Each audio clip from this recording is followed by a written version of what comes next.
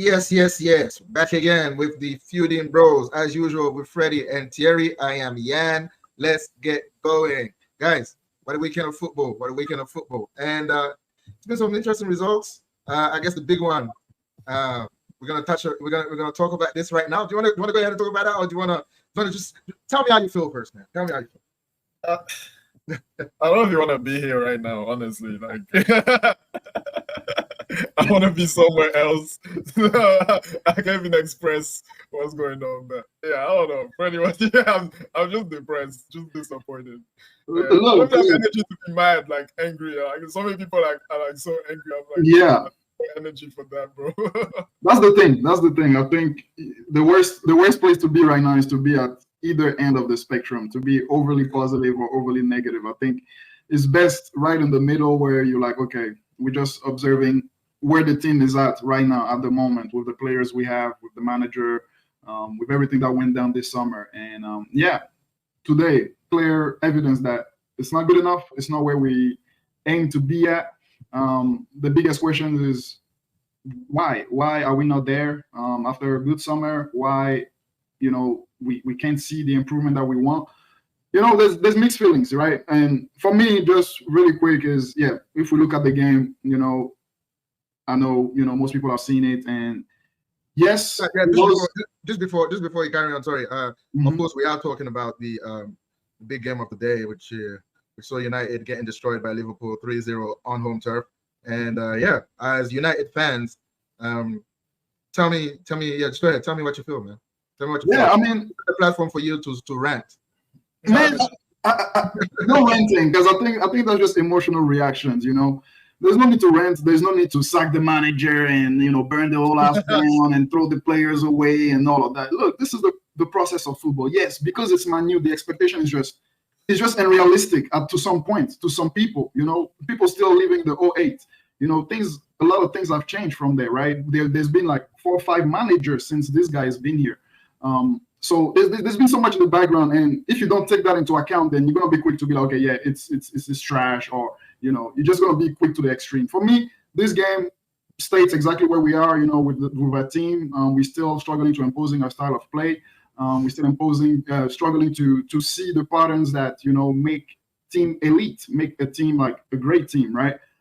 Shaky at the back, mistakes killing us. Casemiro, a lot to say about him, but I won't single him out because it's a collective, right? It's something that Ten Hag has to look at. And to say the manager makes a mistake doesn't mean we need to sack him, all right?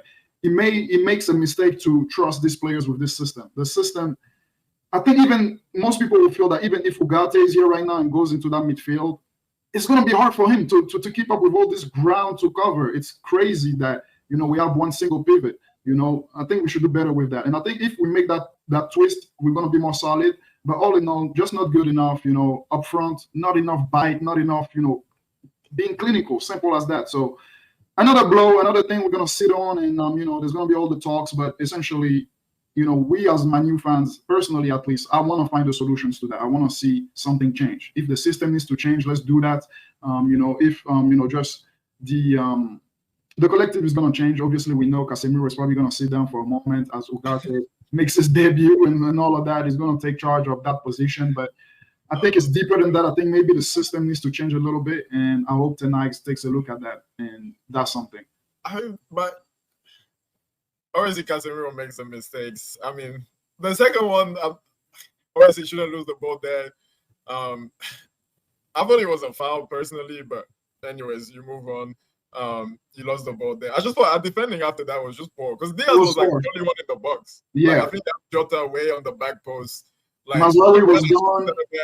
Well, our back four was in the box with just Diaz and Jota back at the back post, and Diaz is so free to hit that shot from a simple cross. Like Salah didn't even do anything special, So if you're gonna play out and you're gonna do that, you got to be able to recover quickly and get organized quickly. Like you see Liverpool, in terms of general play, I think they probably had the better of the situations before they scored. Because after they scored, we were kind of all over the place. But before they scored, the first 30-35 minutes, I think they had the better of this, I guess, like situations. There wasn't many shots both sides and everything, but we also had similar or sometimes even better situations that Yeah, and then pass, bad decision, and it's just like, bro, you guys are supposed to be like good players. Like at this point, you guys are supposed to be this and that, and we're still having the same issues from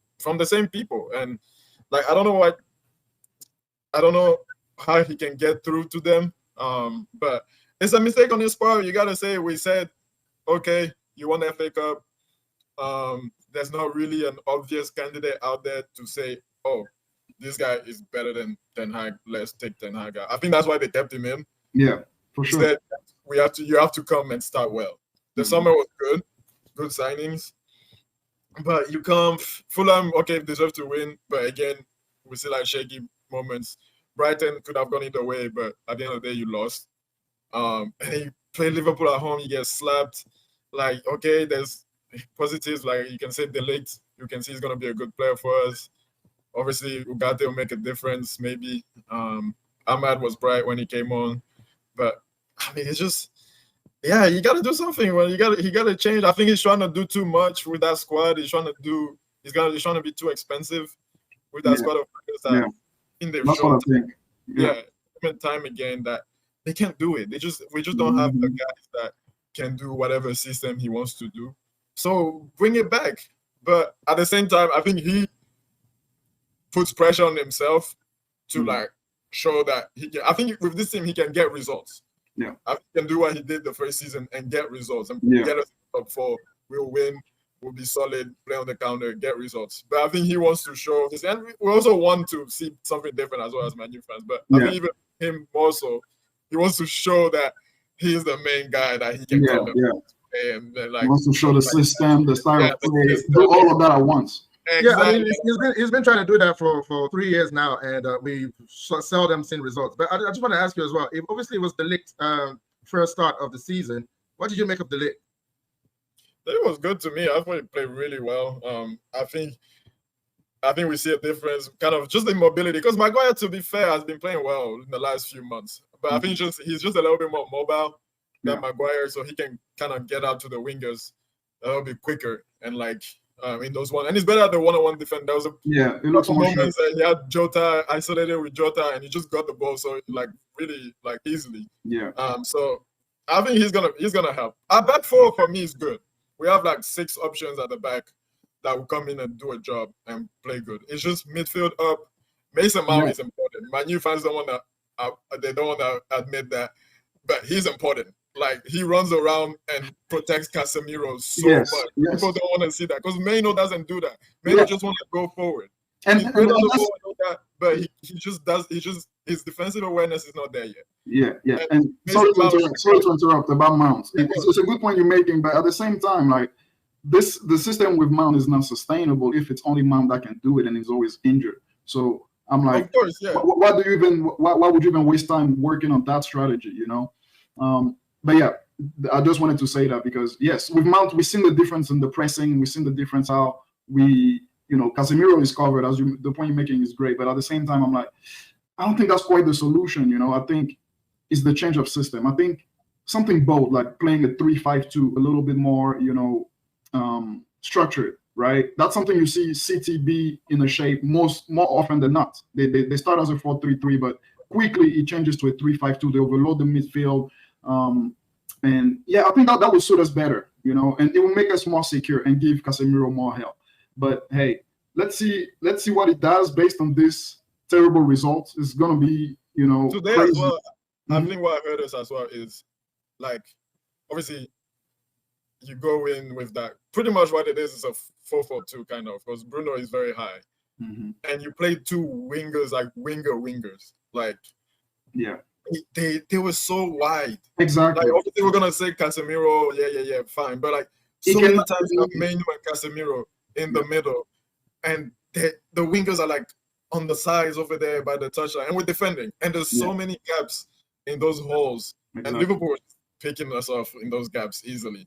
Like, it's just like, it was better when I don't know why he doesn't start Ahmad, but in this game, but it was better when you have an Ahmad who does defensive duties and keeps the ball.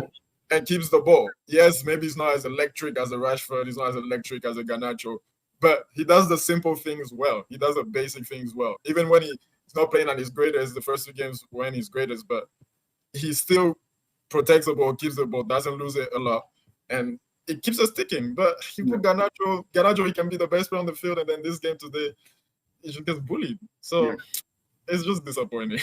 Let's hear from an outsider. Let's see what the Arsenal fan gotta say.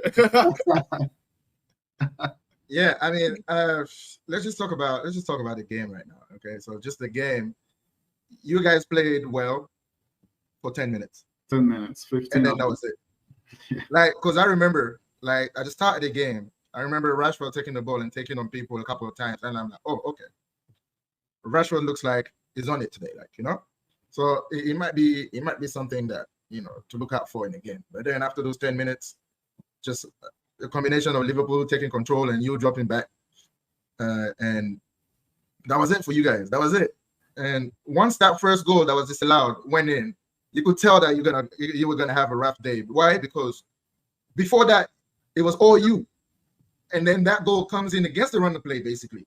So that plays in your mind already. Like, oh, we do all that, we can't even get a chance, and then they come in the first attack they get, they put the ball back. Granted, it was offside, but then that set a precedent for the rest of the game for me. Okay, yes, I mean, I can spend all day bashing all your players, especially Casemiro and that. I mean, I would love to do that, but I mean, just objectively, to me and Freddie, I think you mentioned it. You said don't get emotional just because it's a defeat. Don't just jump on the manager again. Everybody can make mistakes. The problem with that is that Ten Hag keeps making the same mistakes all the time, and he doesn't seem to learn from them, actually. And that's, for me, is a problem. In any line of work, if you go to work, they will allow you 1 or 2 mistakes, but you cannot come and do the same mistake all the time. You'll be gone. That's why, for me... What's the mistake, if you don't mind me asking? But the mistake is, there's a few. The mistake is already starting Rashford. The mistake is starting Rashford, that's one. I think he didn't do De Ligt any favors to let him start his first game against Liverpool at home. I thought De Ligt was a little bit overrun. First half, he did all right, but second half, he was a little bit overrun. I mean, the second goal from Diaz just runs across him and comes to score. Diaz comes across him and scores. The second goal of the game? From the pass from Salah. I don't know if it was the first or third goal, but his second goal. The first one. His second goal. He runs across him and scores, you know. And for me as well, obviously Casemiro shouldn't be on the field, so that's another problem there. And he's not proactive enough, you know. Ahmad, yes, is not like the other two. He's not as electric, but you're not looking for electric right now. You're looking for effectiveness. Who is doing the job right now? Ahmad last game did pretty much nothing but score. That's what you want. You don't want someone who does nothing and nothing.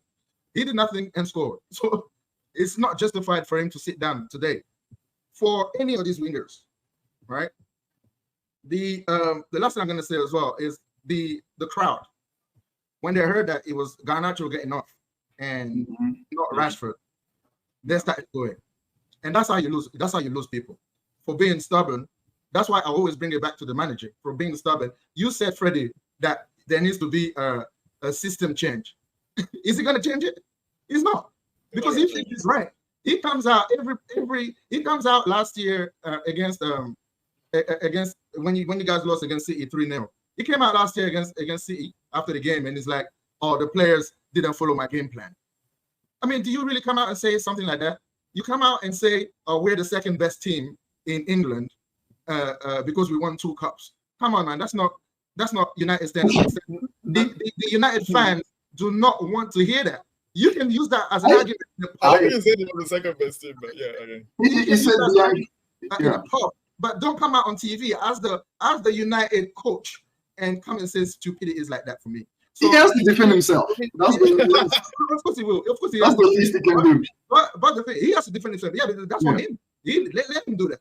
But just the fact that, you know, for me, you guys are still kind of like apologizing, being a little bit of a Ten Hag apologist.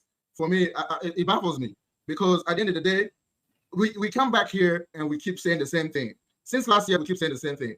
Yes, he's done mistake, but who doesn't make mistake? Yes, he's done mistake, but he keeps doing the same mistakes over and over again. And just to finish my point is, that is why, objectively, if I was a Man U fan, I would want him gone.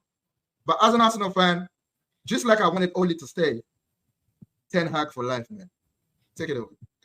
That's cool. I mean, the thing is, like, people who are from the outside, the problem is they only see what they see right now. They don't see the issue. But that's what we can judge the team on. And that's fair. But we know that sacking this guy is not going to change nothing, especially that there is nobody clear out there. So people asking for sacking, they're just asking it for the sake of it. There is no plan with that. Okay, Maresca went to Chelsea. He could have done something maybe. That's a maybe. That's an if. You know, this guy. There's ifs and maybes on every manager you're gonna go out and get. You're gonna sack Ten Hag to go get a championship manager. It makes no sense. The thing is, that's the thing. That's what I'm saying. Buy-and-go company is a championship. Yeah, everybody was making fun of. It was a fourth choice. It was a fourth choice option. It was an eighth choice. Yeah. The fact of the matter is, you guys need a new manager. That's the fact of the matter. Because Ten Hag is not. It's like saying, okay, well, I know this guy is gonna flop. Okay, I know he's gonna flop, but I want to keep him because I don't know what the next guy who comes in. I don't know what he's gonna. No, you're missing a few facts. The fact that he won 2 trophies in 2 years has to count. That has to count because that's what Ineos came and reviewed. Finished third the first season, won a trophy. Second season, bad, yes, won a trophy. Who's better than that out there? Nobody. Okay, let's stick with this guy. Let's give him his 30. Okay, so let's talk about the trophies. Okay, so you got the FA Cup, right? And you finished third. Last year you finished what? 6th? 8th. We're gonna link up the first year, no FA Cup. Oh, okay. So you want to League Cup? Okay, so League Cup. Okay, League Cup. That the League Cup that there's words out there that needs to be scrapped because it's a waste of time. Basically, that's what everybody's saying. Because all other major leagues. That's fine. Right? Yeah. No. I mean, all other major leagues scrap the second cup. That's fine. Okay, so the League Cup is not. Nobody cares about the League Cup. That's one. But if you want to take that as an achievement, if you can put that on the CV, that's fair enough. Secondly, just like Guardiola puts his League Cups on his CV. Hold on. Just like what? Just like Guardiola puts his League Cups on his CV. No, he puts his League Cup on his CV to complete the set. That's the problem. The League Cup is there to complete the set. So like, if you want, if you like on a double and then you go for the League Cup, I want the treble. Obviously, you complete the set. That's what it is. But the League Cup on its own really doesn't mean much for me. But if it was something for you, then that's fair enough. Secondly, you finished 8th last year with an FA Cup. Let me ask you something, because you're saying that's success for Ten Hag. So nobody said that. Nobody said that. That's the thing. That's what I'm saying. You just said nobody did that. So that's success, right? What? No. Let's not go too fast. What I said was they reviewed the seasons before that Ten Hag was here. They saw that, okay, third with a League Cup in the first year, that's okay. Second season, 8th with an FA Cup final, that's not that great. They were honest with all of that. That's why they went and actually trying to find a manager out there. They could not. They literally could not find somebody better than what they had in front of them. Yes, it could have been a question of, yes, he should have been sacked or he should have stayed and everything. All I'm saying is that that's not the source of our issues. We sack managers. We did that. That's not why we're here sticking with this guy. There's no one out there. There's no one out there. Nobody available. That's going to take this team and make it better. Nobody that I know. And even the Nagelsmann is available? Nagelsmann is coaching Germany. Yeah, he's coaching Germany. Yeah. What's the other guy that was at Chelsea? Where is he at now? Pochettino, US.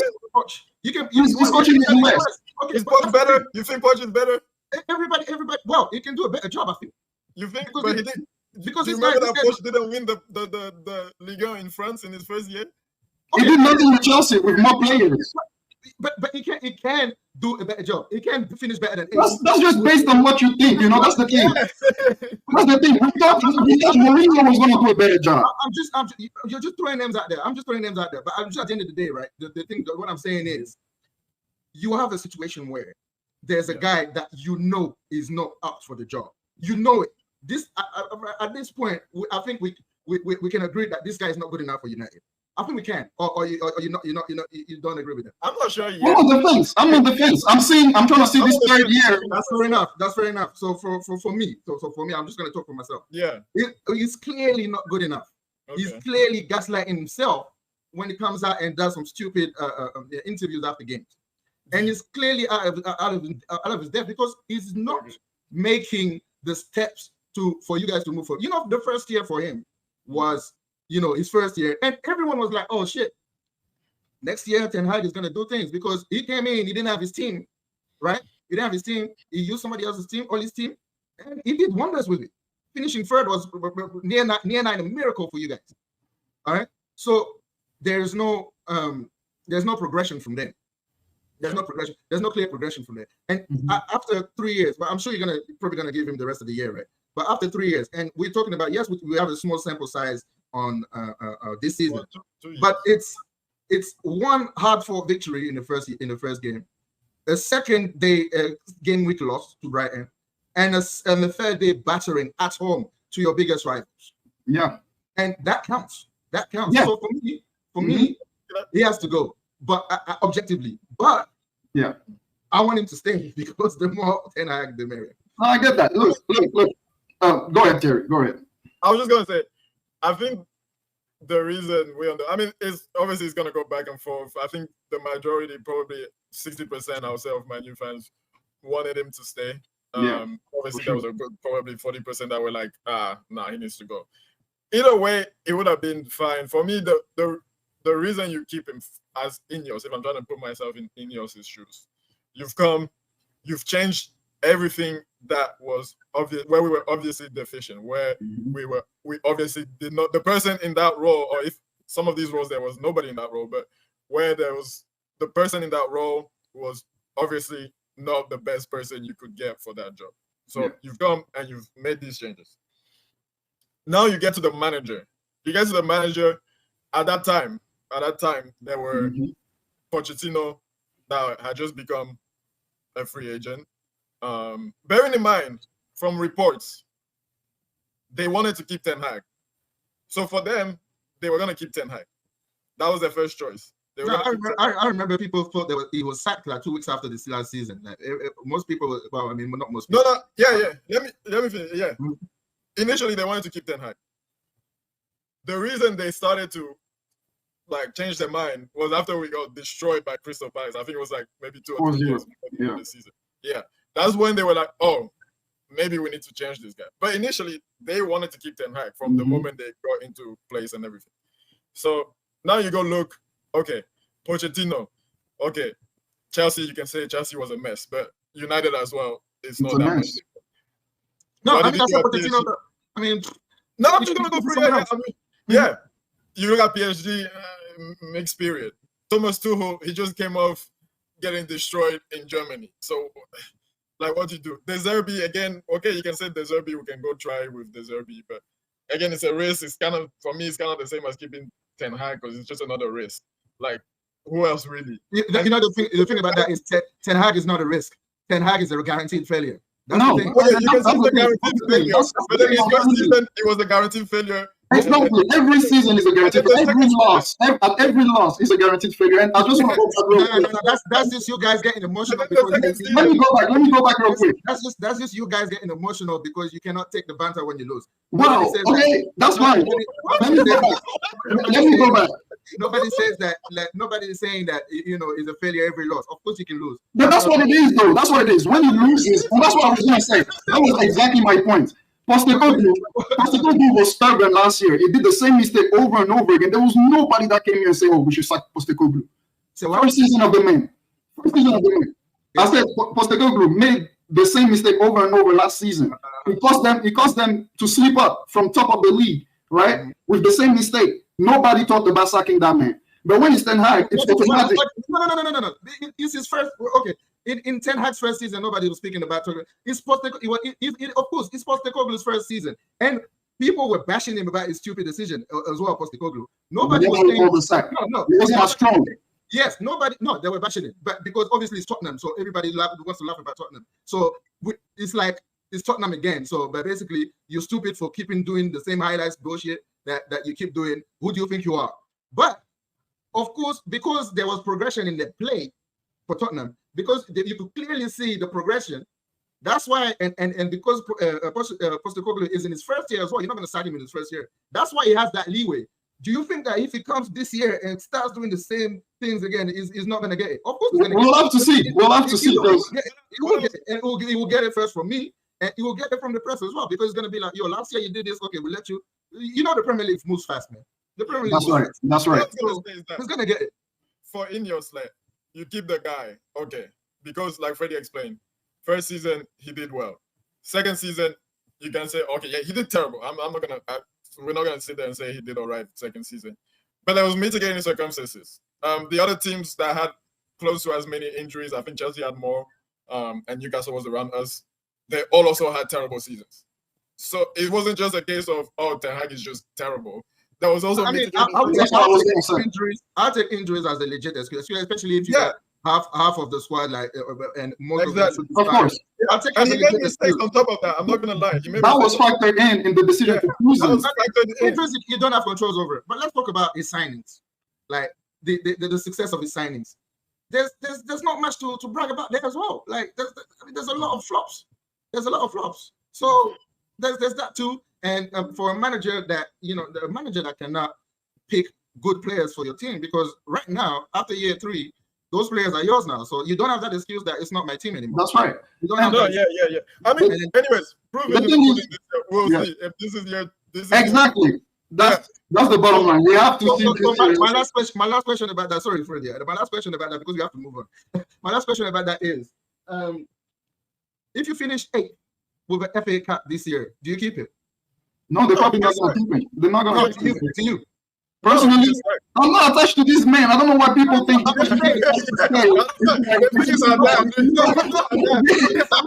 didn't know this man before. I'm not saying he's your dad or anything, but there's no one out there for him. Yeah, there's no one out there. There was nobody at the time. Trust me, if Zidane was available this summer, I would have been the one waving the flags tonight. Please go. Yeah. There was Zidane, there was Ancelotti, there was top guys, Klopp even, I'm not attached to this guy. I'm just saying this guy deserves a chance because he came in a tough environment, gave his best, do what he does, and legitimately wants to improve the team.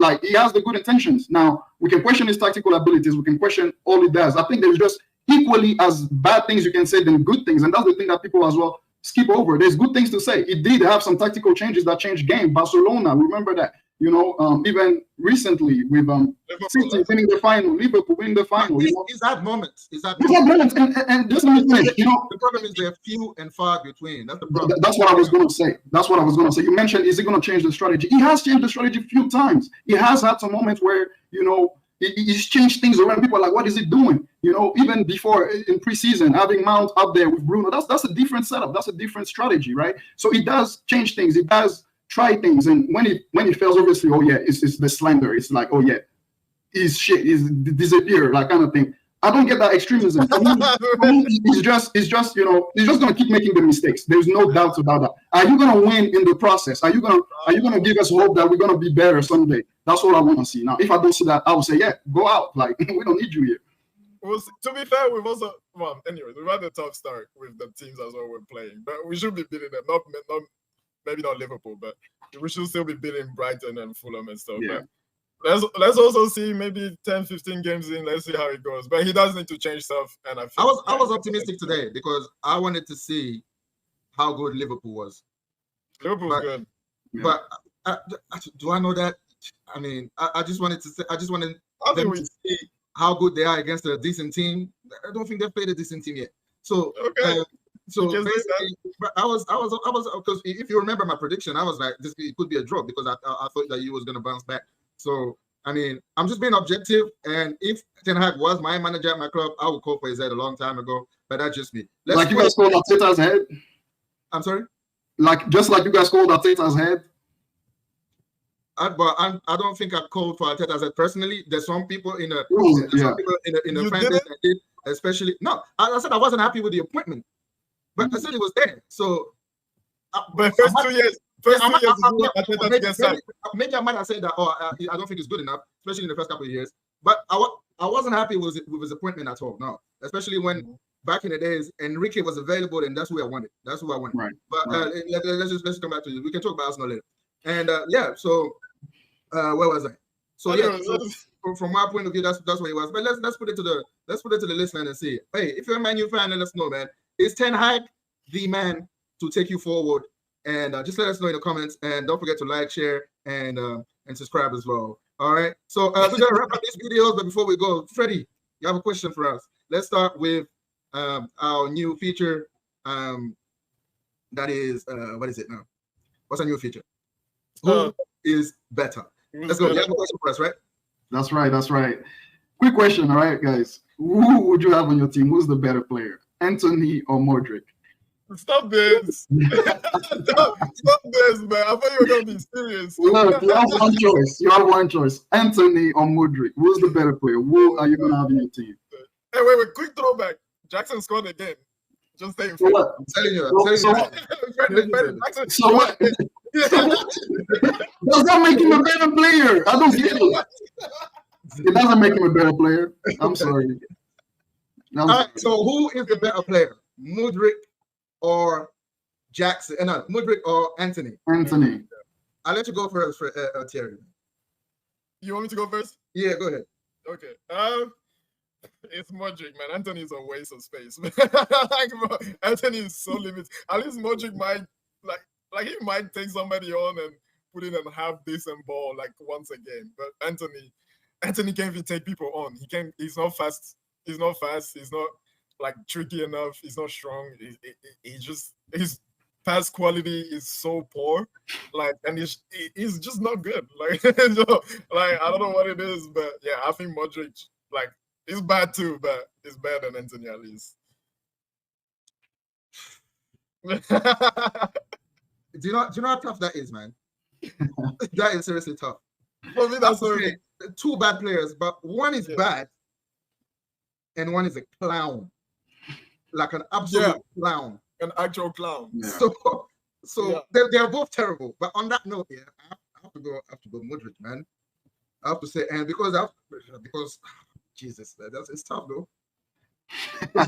we were after Mudryk, and that's a big bullet dodge right there. Man, you guys got a huge one. Money as well. Stealing money.